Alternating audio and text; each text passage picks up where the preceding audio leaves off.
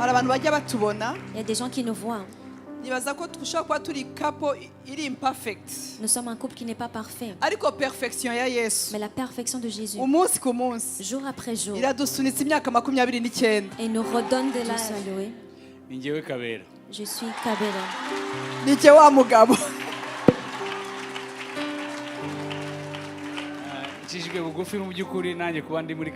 Je suis honoré d'être ici au Canada.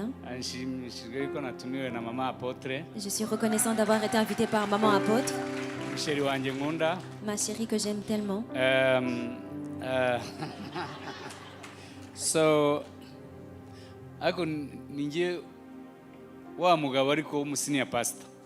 je suis le mari, mais qui est I aussi respect pasteur. your anointing. Donc j'honore ton onction. So I know it's abantu bavuga utari ko se umufilmmaker n'umupasiteri bigenda bite. Nanjye ndi pasiteri muri Les gens field qui yanjye. disent que quelqu'un qui fait des films, mais moi aussi je suis pasteur là-bas. Kandi abantu babizi muri pastor yanjye barabizi bazi ko mvuge ubutumwa. Et les gens savent que je suis dans mon pastorat, je partage la parole de Dieu. So mugire ibihe byiza rero ndagushimiye ko wanumiye. Passez de bons moments, je remercie de ce que tu m'as invité. waba wifuza ahantu heza ho kuruhukira ushobora kutugana hano Kicukiro Kagarama iruhande rwa Sport View Hotel. Ni ahantu hari inzu nziza ifite ibyumba 5, ifite dushe 3 nini kandi zose zirimo amazi ashyushye ku kigero ubyifuzaho, ikagira salo nini nziza ku bantu mukunda gutekera ahantu heza, ifite igikoni cyiza cyisanzuye kandi kinini, parikingi ishobora kujyamo imodoka zigeze kuri enye, hakaba jaride hanze, hari n'ibaraza mushobora kwicaraho n'inshuti zawe mugasangira ka kofi kumugoroba. J'écoute plusieurs prédicateurs, mais les gens d'ici, vous allez m'aider. Je sens comme si j'aimerais juste vous écouter. hari abantu bajya bambwira ngo none se ko twaje tuje kumva ntuduhe umwanya nukureka mbabwizwe nanjye mbanje kumva. Moi aussi j'aimerais venir vous écouter. Niyo mpamvu byitwa connect. C'est pour ça que ça s'appelle connect. Nje nkavuga ntabwo yaba ari connect yenyine. Si je viens juste parler, ça serait pas connect. Ariko pasteur avuze Blaise n'umudamu we. Quand Pasteur Blaise et sa femme ont parlé, Pasteur God a parlé, Pasteur Bob a parlé, et les femmes de Women ont parlé. Nous tous, nous gagnons. Nous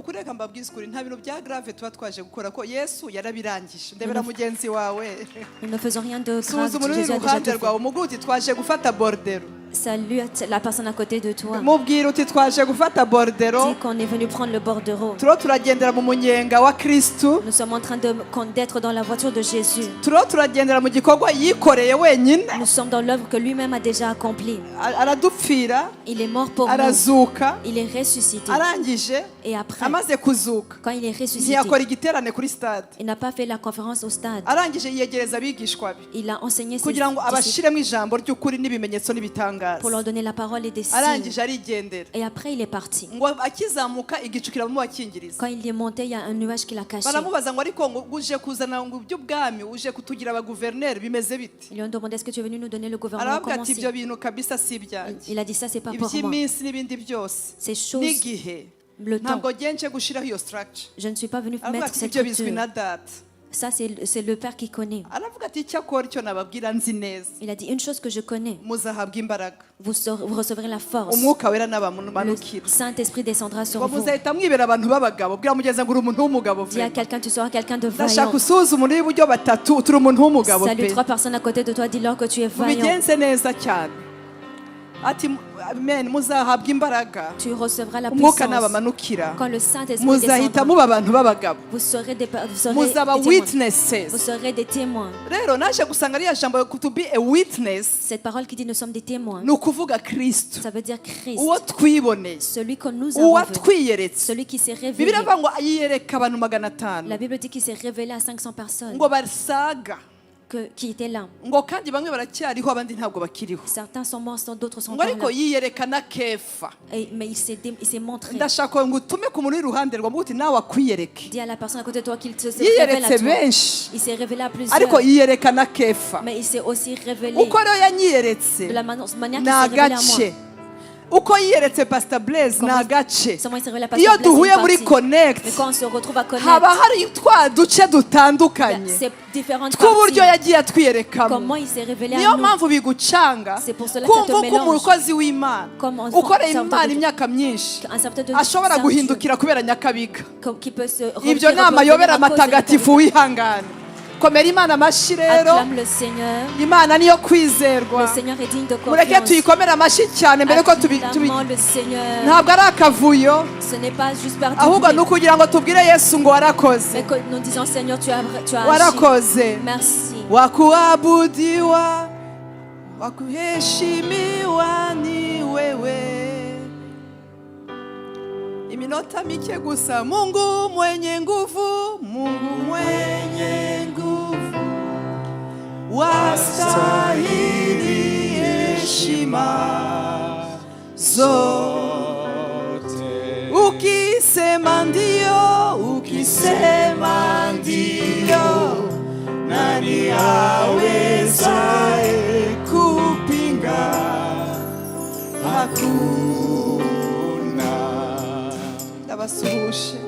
Je vous salue. C'est difficile de partager la parole dans un dîner. On ne peut pas leur dire que Jésus change ça en table.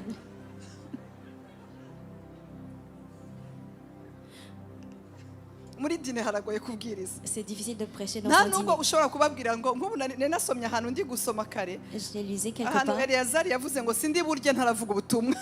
Quelqu'un qui dit je ne peux pas manger sans avoir déclaré la parole. Ils vont penser que j'amène des choses alors qu'on a préparé à manger. Je me demande la grâce de Dieu.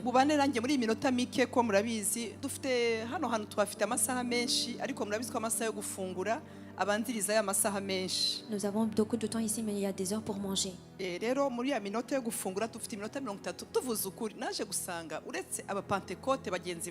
À part nos amis les Pentecôtes, kuko nta mbaraga tumutiza n'ubu ngubu yaguha amahoro mu munota umwe ibintu byose bikagenda neza. En une minute Jésus peut agir, te donner la paix. Eliya yasenze isengesho ritarenze amasegonda 40. Eliya a prié une prière qui n'a pas duré plus de 40 secondes. Mana ya Abrahamu na Isaka na Yakobo. Il a dit Dieu d'Abraham, d'Isaac et de Jacob. Bimenyekane. Qu'on sache. Ubu muri iri joro ntibyamenyekana. Est-ce que ce soir ça peut se savoir? Izina rya Yesu ndabahobereye kandi ndabagumbiriye cyane gose na cyane mu Kinyarwanda. Imana ibaha umugisha. Ubu rero ko ndiho ndacunguza uburyo umwete murabona kameme hajemwe abagabo ubu ntabwo umugabo wanjye ngo aze abapepere murabona nabangize neza. Si je demandais à mon mari de venir vous saluer. Arukuna abagore nabo kubera ibikomere bahagurutse ngo natwe reka ro duhaguruke ngo abagabo tubemeze no gasanga nta nakano tumuhaye reka umugabo wanjye azabaramutse. On peut permettre à mon mari de venir vous saluer. Yes ashimwe cyane. Mbese dufatanye kwakira abagabo baje muri conférence. Ensemble recevons les maris qui sont ici. Imana imuhe umugisha. Que Dieu bénisse. Abantu bajya batubona. Il y a des gens qui nous voient. Nibaza ko dushobora kuba turi couple iri imperfect. Nous sommes un couple qui n'est pas parfait. Ariko perfection ya Yesu. Mais la perfection de Jésus. Umunsi ku munsi. Jour après jour. Iradusunitse imyaka 29. Et nous redonne de l'âge. Ariko mwakomera Imana amashi. Acclamons le Seigneur. From Nyakabiga to Goma. De Nyakabiga à Goma. Yesu ni mwiza cyane. Jésus est tellement bon. Alléluia. Nta kibazo duhuje ibintu byinshi. Il y a beaucoup de choses nous avons en commun. Aho twari dutuye hari Makayabu. Là où on habitait avant. Imana imuhe umugisha kabasuhuze. Qu'il puisse vous saluer. Dufite iminota mikeya. Nous avons très peu de minutes. Yesu ashimwe. Que Dieu soit loué. Ni njyewe Kabera. Je suis Kabera. Ni cye wa mugabo. Nshishijwe bugufi mu by'ukuri nanjye kuba ndi muri Canada. Je suis honoré d'être ici au Canada. Nshimishijwe ko natumiwe na mama Apotre. Je suis reconnaissant d'avoir été invité par maman Apotre. Chérie wanjye nkunda. Ma chérie que j'aime tellement. So ariko ninjye wa mugabo ariko w'umusenior pastor. Je suis le mari mais qui est aussi pasteur senior. Hari abantu bavuga ngo ariko witwa senior pastor ubundi urabwiriza. Ndi senior pastor kuri marketplace. Je suis un senior pasteur mais sur le marché. ababizi barabizi pastora yanjye barabizi aho nyikorera. Ceux qui savent, ils savent où est-ce que je fais mon pastorat. Kandi birajyana. Et ça va ensemble. Haba mu kubaka imiryango. Que ce soit pour bâtir les familles. Kwiyubaka spiritually. Se bâtir spirituellement. Mbese Imana ngiri ubuntu kuba umujyanama w'itorero. Et Dieu m'a fait grâce d'être un conseiller pour l'église. nkamugira nawe nk'umujyanama wanjye. Et lui, elle aussi, elle est moins conseillère. Ibyo ngibyo ntago babivuga, ntago bambara gutyo, ntago tukiri kuri Goma. Elle me dit quoi faire, comment s'habiller. Ariko turashimira Imana ko igenda ibigenza neza. Nous rendons grâce à Dieu qu'il nous aide à chaque fois. Mudukunda. Vous nous aimez. Mudushigikira. Vous nous supportez. Kandi natwe turabakunda. Et nous aussi, nous vous aimons. Kuko ntago ari ahantu henshi umva mvuye muri marketplace ubu nari ndi New York. J'étais à New York en train de travailler. Ariko ntago ari ahantu naho njya New York na Los Angeles n'ahandi hose winjire ukasanga umuntu ugiye muri dîner de gala ya. Nk'ubu nkanjye rero ukuntu dutandukanye bujya mujye mufashanya. Nk'ubu giye sinavuga ngo mvuye New York. Moi, je peux pas dire que je viens de New York.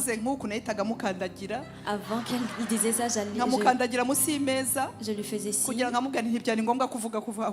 pour lui dire de ne pas dire d'où il vient. Et après, il disait, qu'est-ce que tu as dit?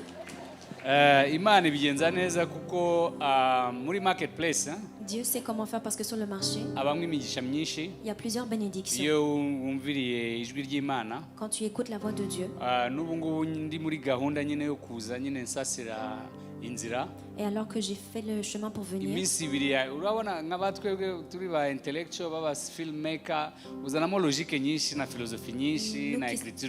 sommes intellectuels, on a beaucoup de philosophie et de réflexion. rimwe na rimwe bikanga ko Imana ikureba ngo itariko ubwenge bwinshi ukoresha ntago bikunda pe. Et des fois Dieu te regarde, il sait que ça ne va pas marcher. Nubuhamya nyine ngiye gutanga ko nawe biramutungura. Je vais donner ce témoignage et ça va la surprendre. Ndimo ndategura nyine hari abantu bampamagaye kandi bimbaho kenshi iyo ndi mu teguro nyine yo kuza mu giterane no kuza nyine gufatisha ministry. Quand je me prépare pour venir dans la conférence dans le soutenir le ministère. So 2 nights ago, il y a 2 nuits de cela. Abantu barampamagara barantungura barampamagara. Les gens m'ont appelé, m'ont surpris. Barambwira ngo duhure namwe ariko ntago duhura kwa gatandatu ko nzaba ngiye Montréal. Ils m'ont dit on va se rencontrer mais je leur ai dit je peux pas, je vais à Montréal. Ndababwira ariko mushatse ko twabonana. Et j'ai dit si vous voulez qu'on se voit on peut se voir. Mu byukuri urumva yuko nababwiye ko ngiye mu giterane Montréal. Je leur ai dit je vais dans une conférence à Montréal. Ma importance yo guhura nanjye bambwira ama projet twatekerezaga mu byukuri ibintu wapanga amezi menshi. Ils m'ont parlé de ces projets, des choses qu'on prépare pendant plusieurs mois. Alors que je suis en train de venir. Ils m'ont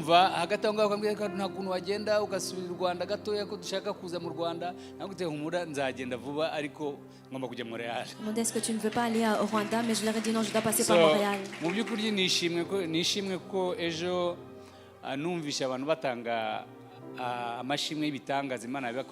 Je suis reconnaissant d'avoir entendu le témoignage qu'ils ont été donnés pour le fait qu'ils appartiennent au ministère et d'entendre. La servante de Dieu parle et les choses se réalisent. Nihuse yeze kumbwira umunsi umwe narakaye ko nakoze filme ya mbere abandi bantu baza bakorera miliyoni 5 arandeba maso ngo ariko filme ya miliyoni 5 nawe uzayikora. Une fois elle m'a dit j'étais fâchée parce que j'avais pas réalisé un film, ça va se réaliser et ça s'est réalisé. Ambwira ati nkubonye ahantu bagutumira muri ahantu wicaranye n'abaperezida kandi byarabaye.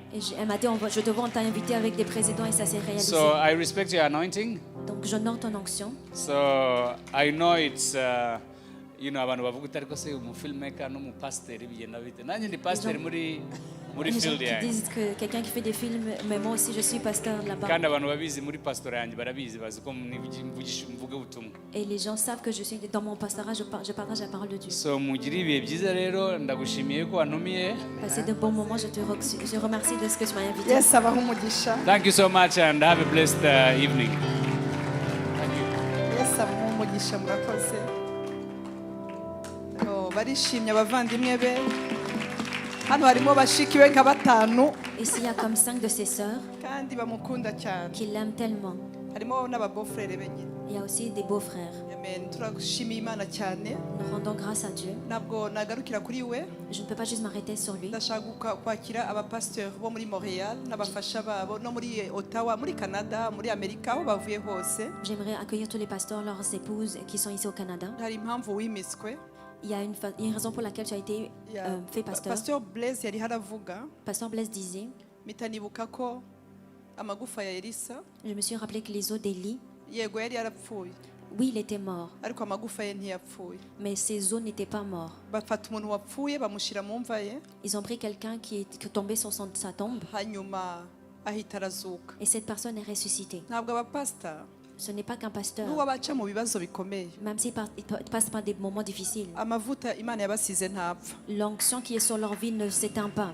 Ntuzigere usuzugura umupasiteri kubera ibintu yaciye. Ne méprise jamais un pasteur à cause des choses qu'il a traversées. Ashobora gupfa muri area runaka. Il peut mourir dans un certain Ariko niveau. amagufa ye. Mais ses os. Ntashobora gupfa. Ça ne peut jamais mourir. Ni amagufa azura. Ce sont des os qui ressuscitent. Ashobora no kukubwira ijambo gusa yiganirira. Il pourrait te dire une parole juste simplement. Ntabwo mvuga abapasiteri gusa ndavuga n'abavuga butumwa abantu bose Imana yasize amavuta abanyamasengesho. À toutes les personnes que Dieu a oint, ceux qui sont Abakristo bizeye believers.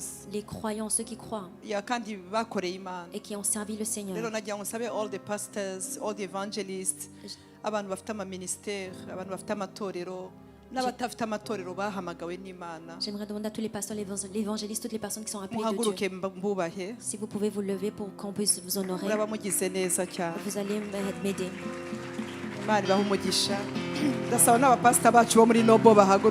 Même les pasteurs de Noble.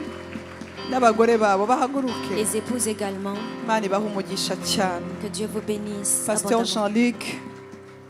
Pasteur Jean-Luc. J'ai enseigné dans son église ici à Montréal. C'est la première église où j'ai prêché à Montréal. Pasteur Daniel, Pasteur Isabelle. Pasteur Daniel, Isabelle. Isabelle, c'est ma belle-sœur. Donc Pasteur Daniel est mon beau-frère. On parlait de Dieu pendant toute la nuit. Depuis la Belgique même jusqu'ici, on parlait de Dieu jusqu'au matin. On aimait Jésus et même aujourd'hui nous l'aimons. Que Dieu vous bénisse. Pasteur, que Dieu vous bénisse et votre épouse. Vous pouvez vous asseoir. Que Dieu vous bénisse. Alléluia. Amen. Que Dieu vous fasse du bien. Que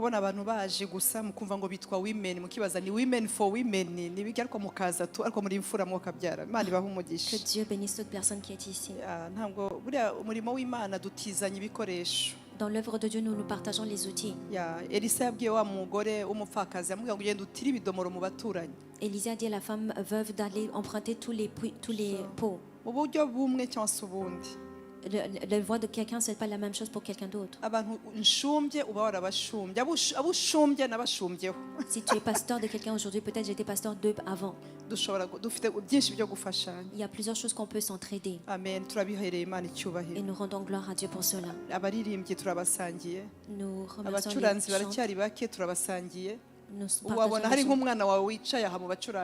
peut-être qu'il y a un de tes enfants qui est assis ici.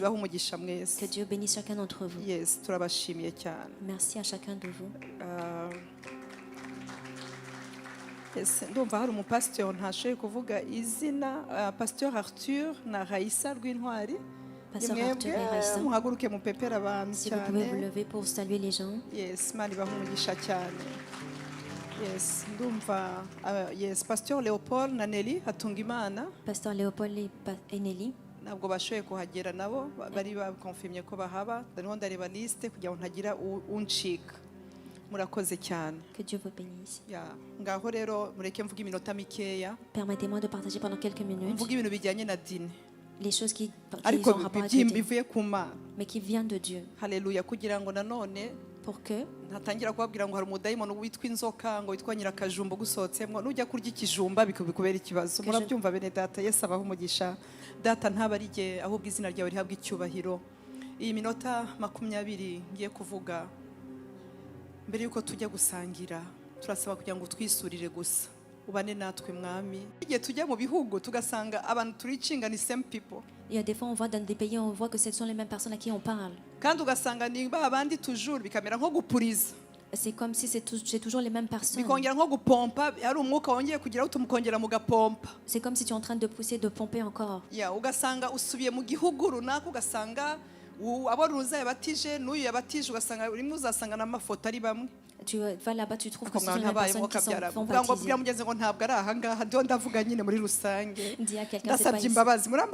Est-ce que vous me pardonnez? Qu'est-ce que je voulais partager? Je voulais dire que nous sommes dans des moments difficiles de croire. Nous sommes dans des temps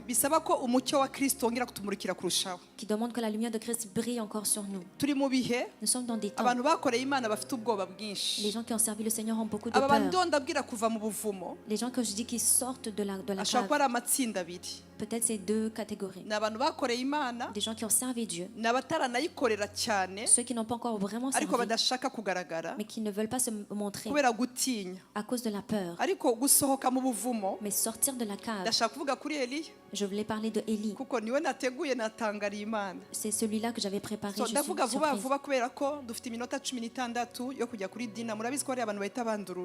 Vous savez qu'il y a des gens qui vont juste enlever jusqu'à 16 minutes pour commencer à manger. On a encore du temps même après.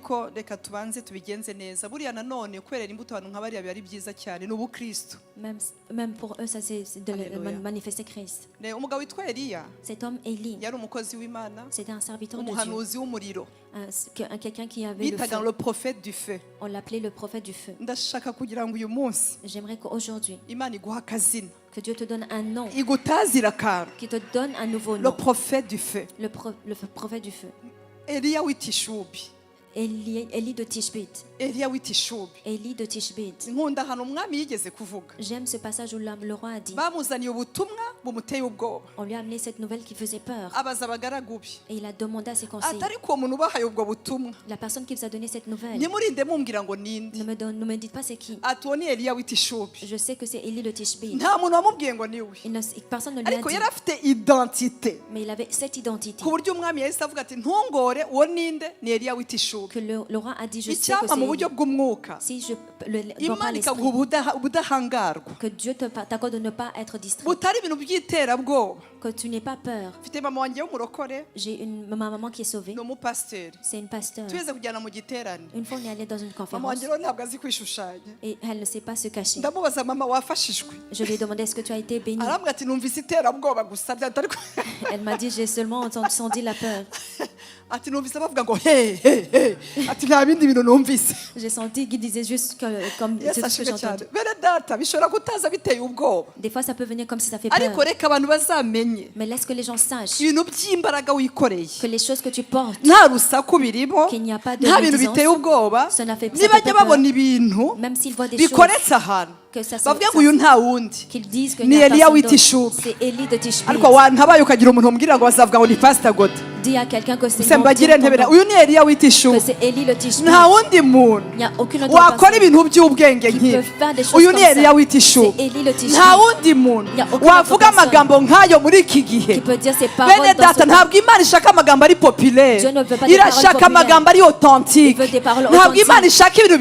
Dieu ne veut pas juste des choses simples, mais il veut des choses extraordinaires. Là, tu vas montrer. Tu ne vas pas t'expliquer. Les gens vont entendre. Ils vont entendre. Et dire, il n'y a personne d'autre. C'est Mignonne qui a fait cette conférence. Dis à ton voisin Alléluia. Que Dieu soit loué. Ils vont dire c'est toi. Amen. Cet homme qu'on appelle Élie le Tishbite, il a fait peur de Jézabel. Et il a fait peur à Akab. Akab est pas dire à Jézabel, ayez peur de gens comme Akab à cause de Élie. C'était un homme de Dieu. Mais cet homme de Dieu, le temps est venu. Dieu a fait quelque chose au mont Carmel. Il allait, mais il portait des choses en lui. Le réveil, ce n'est pas qui parle. C'est quelque chose qui vient en quelqu'un. C'est un fardeau. C'est quelque chose que tu tu dors avec. Le réveil, tu peux mourir. La parole de Dieu dit Daniel était malade. Quand j'ai eu ce et que ces choses que j'ai vues, personne d'autre n'avait à part moi.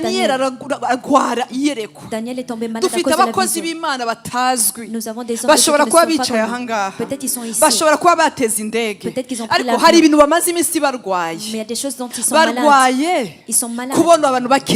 Ils souffrent de voir des gens de voir l'église, qu'ils expérimentent le vrai réveil. Ils souffrent de voir que l'église ne fait pas les œuvres.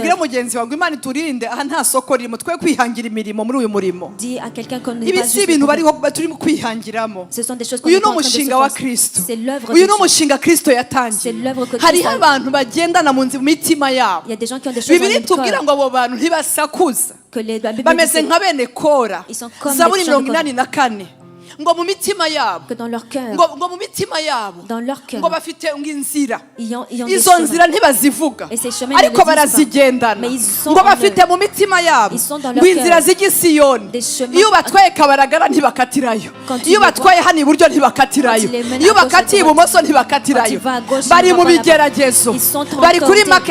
sont sur le marché du travail. Mais dans leur cœur, ils ont des chemins.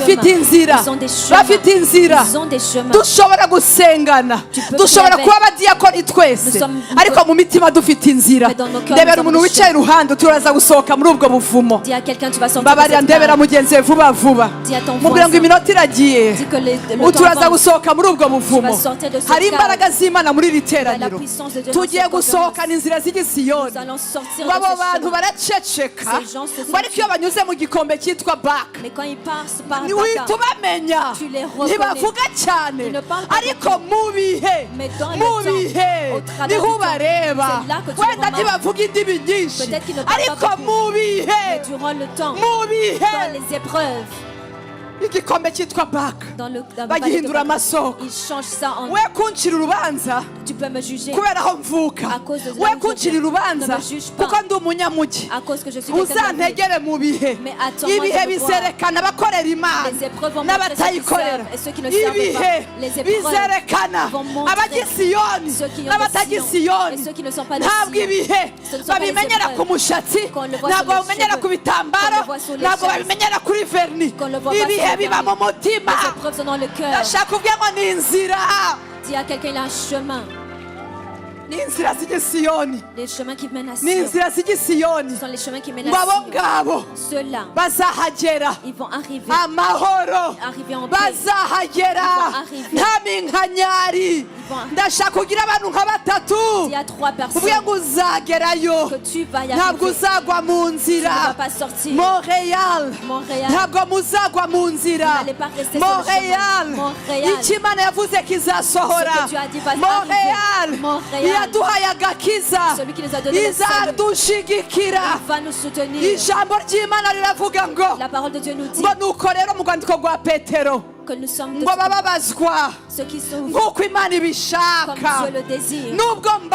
Même si je souffre, ce n'est pas à cause de je souffre à cause de Dieu. Ceux qui souffrent par la cause de Dieu. bamubitse ubugingo bwabo ngo bakomeze bakora imirimo myiza ntabwo tuzahagarika gukora imirimo myiza kubera ibihe turi gucamo ubukene ntabwo buzatubuza indwara ntabwo zizatubuza ngo bitse umuremyi wawe ubugingo bwawe bukomeze kugira neza. Ndashimira data wa twese, ndashimira data wa twese. Je remercie le Père.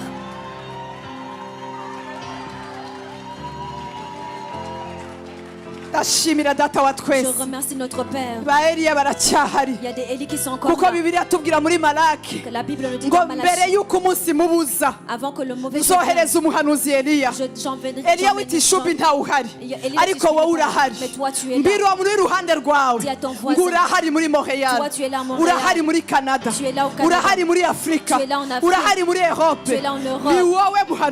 C'est toi le sacrificateur. Alléluia.